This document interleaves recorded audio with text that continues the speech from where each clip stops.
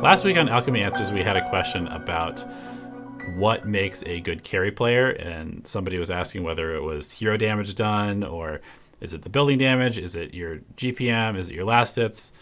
And both Jenkins and I answered the question in kind of the same way, which is that probably the most overlooked stat and maybe the most important stat is actually your deaths. And so KDA is sort of a function of that, and KDA being kills, deaths, and assist. And so I was looking at some carries, some of the top tier carries. I was looking at Nisha and Miracle and Resolution and Ame, and I was just looking at their KDA over the last 3 months or so on Dota Buff, and I noticed that Miracle's KDA was vastly superior to pretty much everybody else in the game. So like a 6 KDA is way, way better than a 5 KDA because of how that's calculated, being kills and deaths divided by kills and assists divided by deaths.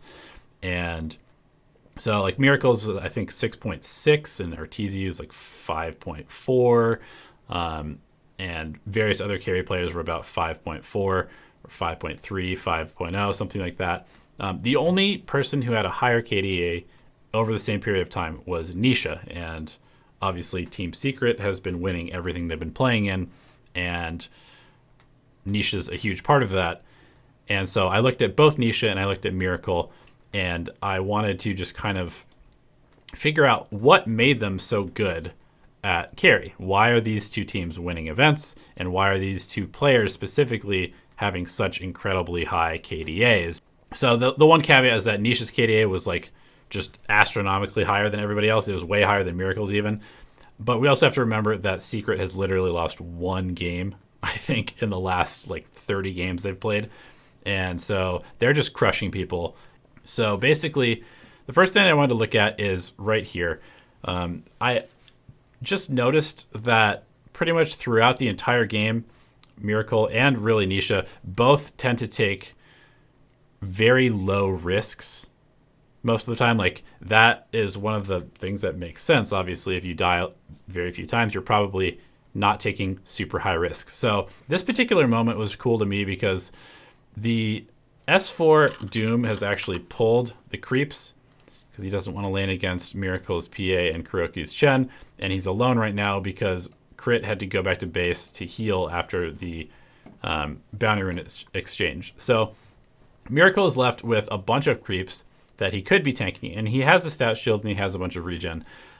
But this would just be a lot of unnecessary harass to take, and that would definitely swing the balance of the lane if he just suddenly runs out of regen super early on. Obviously, S4 on the Doom is going to have pretty much infinite regen throughout the course of the lane because of Devour, and Doom is a hero that wins by just whittling people down. He like Infernal Blades, and then he waits, and he Infernal Blades, and he waits, and then he regens up, and then he Infernal Blades, and he waits, and he hits level 6, and then he dooms you. And that's how Doom wins against these harass style lanes, which is what Chen and PA is. It's a very harass heavy style of lane. Instead of tanking these creeps over here and just last hitting them, Miracle drags the creeps over to this hard camp. And that allows him to get kind of near enough to Kuroki to where he can potentially go for a kill if S4 steps too far forward. But it also allows him to not only not tank the creeps and get all of the last hits, but then he also gets a hard camp worth of last hits as well.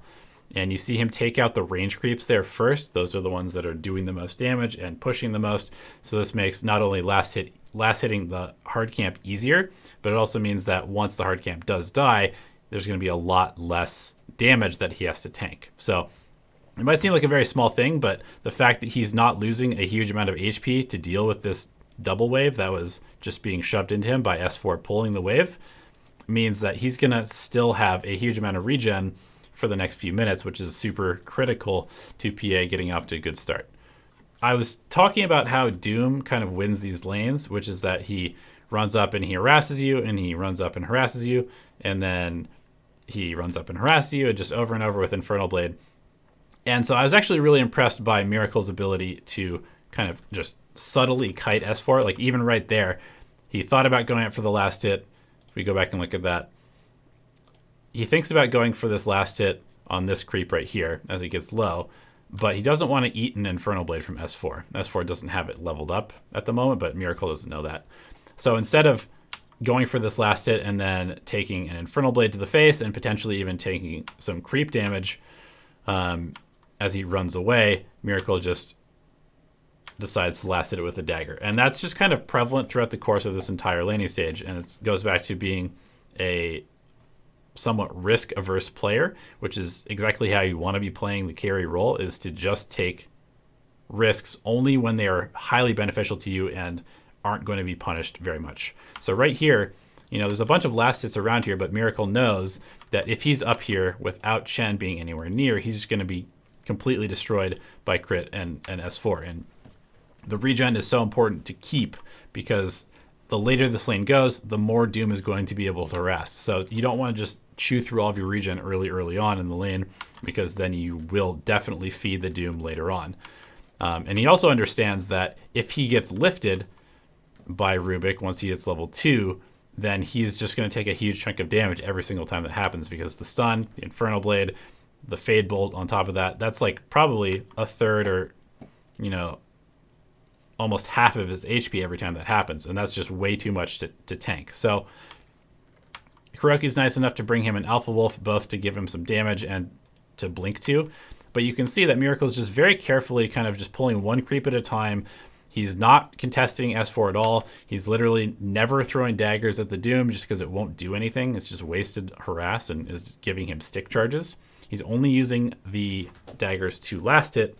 And then he's just playing very passively, because he knows that as long as he's farming, this is going well for him. As soon as he realizes that he has no regen left, you can see that he is just playing under his tower. He's not even getting remotely close to S4. He's going to stay as far away. He does not want to eat any Infernal Blades. He does not want to eat any Fade Bolts.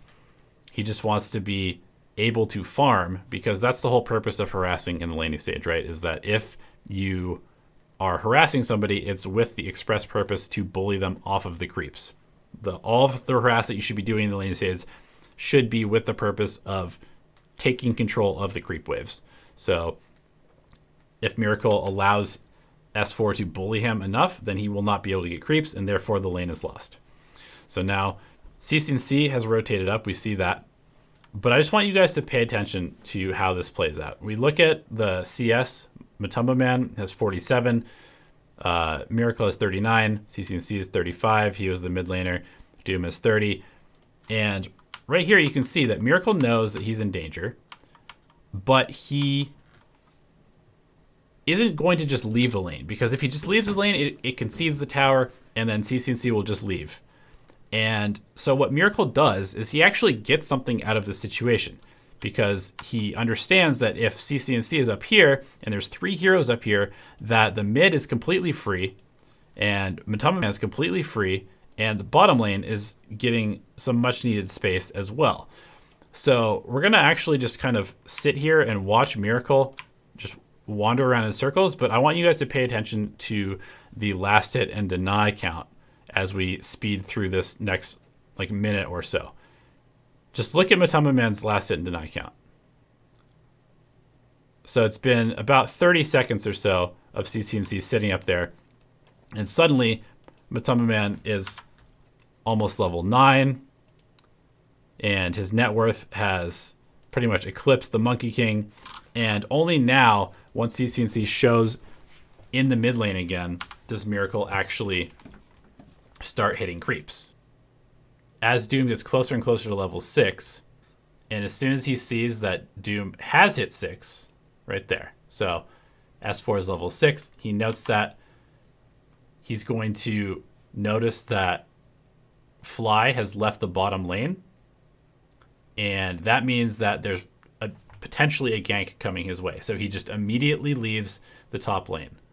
He doesn't stick around. He just instantly makes the decision, okay, I'm out of here. Grimstroke's missing. Doom is level 6.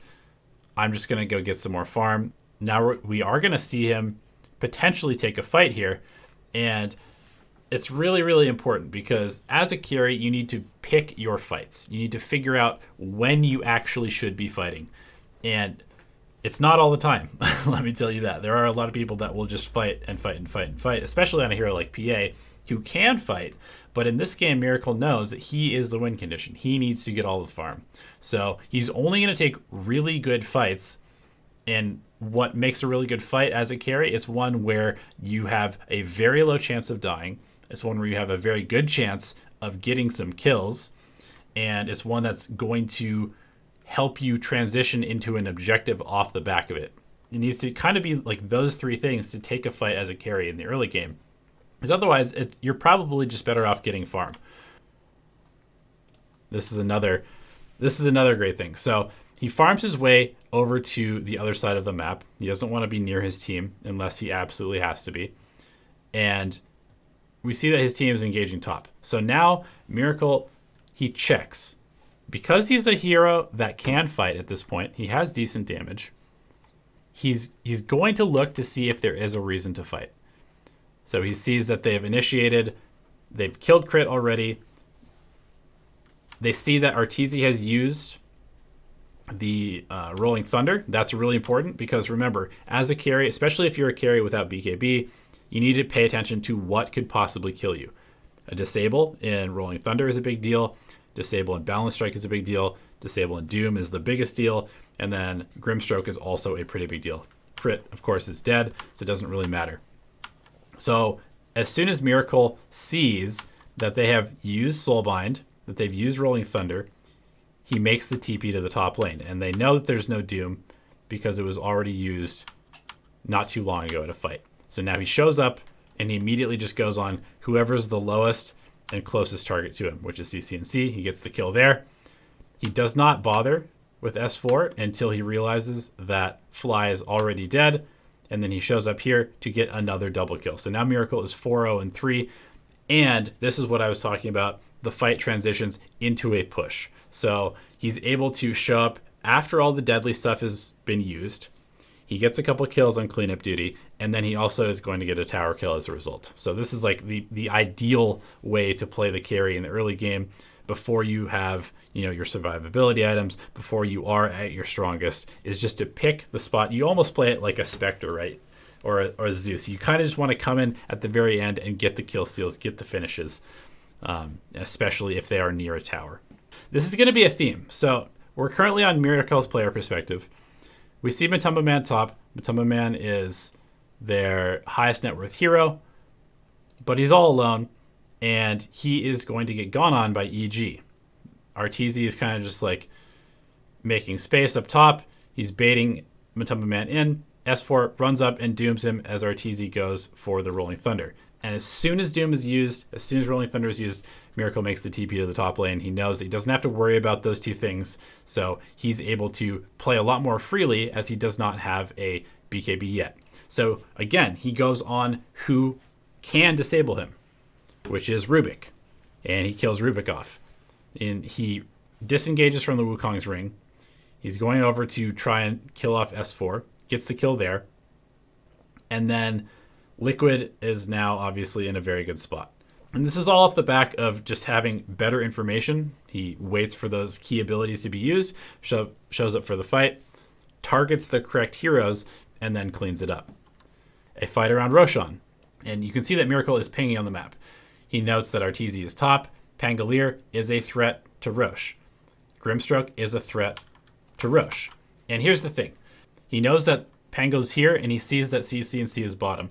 So there's basically no heroes to punish him going on Fly. Like, sure, the Doom is there, but they know that Doom is on cooldown because they took a fight earlier on. So there's no Doom to punish. And then other than that, it's just crits Rubik. Miracle doesn't really care about being lifted by a Rubik. It's not that big of a deal, especially if his team comes with him. So because he sees where the other heroes are that are threats to him, he's able to just jump in recklessly, or seemingly recklessly, and get a kill, which secures them the Roche. And with the Roche, so is the game. You know, it's a 5k net worth, 6k net worth lead. Miracle is godlike. He's 10-0-4, and there's pretty much no way that EG can come back into this game. So I just wanted to highlight all those things that Miracle does as a carry player. All these little things, you know, we saw him making calls. We saw him setting himself up for success by doing things that would keep him from dying, by things that would set up his team for kills, and by being very, very selective about when and where he fights and what is the purpose behind that fight. Hello everyone, and thank you for watching the video. We genuinely appreciate your time and attention spent with us here on the YouTube channel.